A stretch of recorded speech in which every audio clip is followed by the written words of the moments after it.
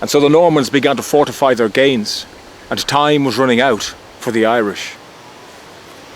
But the Normans weren't digging in, they were digging up.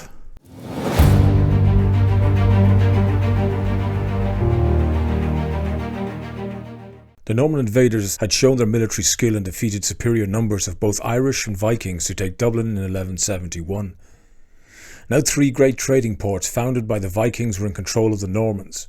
Delivering shock cavalry charges with archers in support was all very fine, but the lands taken by the advancing Normans would need to be held. It would take decades to make the stone castles the Normans were famous for, so in the interim, they employed the use of the motte and bailey fortifications as a type of base camp for their forces. This is a common European fortification that was relatively easy to build with unskilled labour, but still militarily formidable. These forts were built across northern Europe from the 10th century onwards and were known as motte and bailey castles, with the Normans introducing the design into England and Wales in the course of their invasions. A motte and bailey castle was made up of 2 structures, a motte or moat, a type of mound often artificial, topped with a wooden or stone structure known as a keep, and at least 1 bailey, which was a fortified enclosure built next to the motte. One contemporary account of these structures comes from around 1130 from northern France. It described how the nobles build, quote, a mound of earth as high as they can dig a ditch about it as wide and as deep as possible. The space on top of the mound is enclosed by a palisade of very strong hewn logs, strengthened at intervals by as many towers as their means can provide. Inside the enclosure is a citadel or keep, which commands the whole circuit of the defences. The motte would be the last refuge for the settlement to defend themselves. Historians estimate that the larger mottes might have taken between 4 and 9 months to build. An archaeological survey in Ireland found that there are perhaps 400 motte and bailey structures in the country. They are located mainly in the east coast of Ireland and show their serious intent to hold ground. This one is in Rathmore, County Kildare. This example was probably built in the late 1100s and was a stronghold for the Fitzgeralds. It is 10 metres high, 46 metres in diameter at the base and 17 metres at the top, and believed to be one of the tallest in Ireland. And to assault that summit would have been quite a difficult task.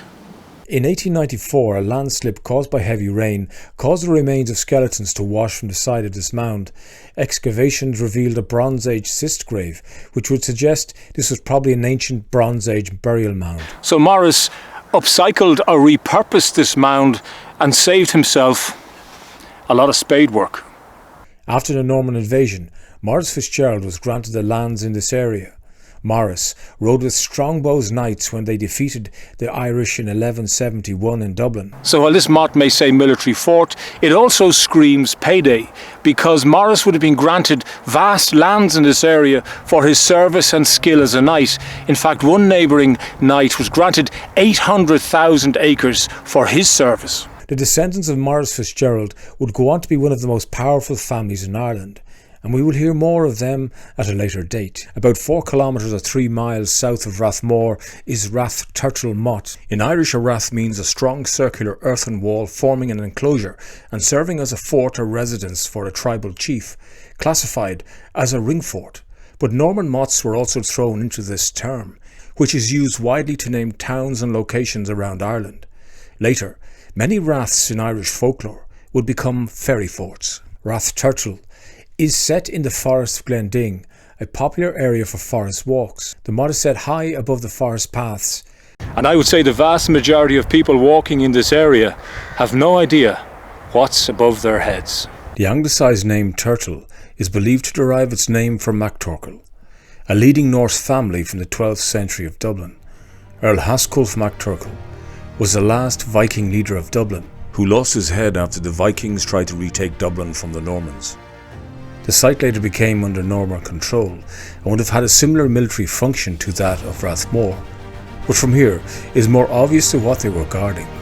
The ancient road of Slieve Coulon may have passed close to here, and in the distant hills it would check the advance of the clan O'Byrne.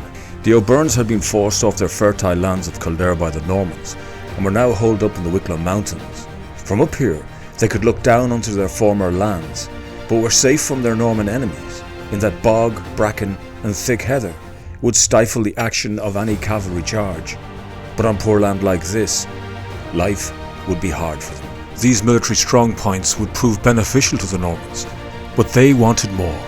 Beyond this frontier, and out there, the Irish were waiting for them. Out there, High King Rory O'Connor, who had been humiliated at the Battle of Dublin, had learned some lessons.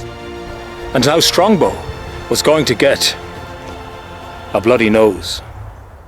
Thank you for watching, but please like and subscribe, as this will encourage future productions.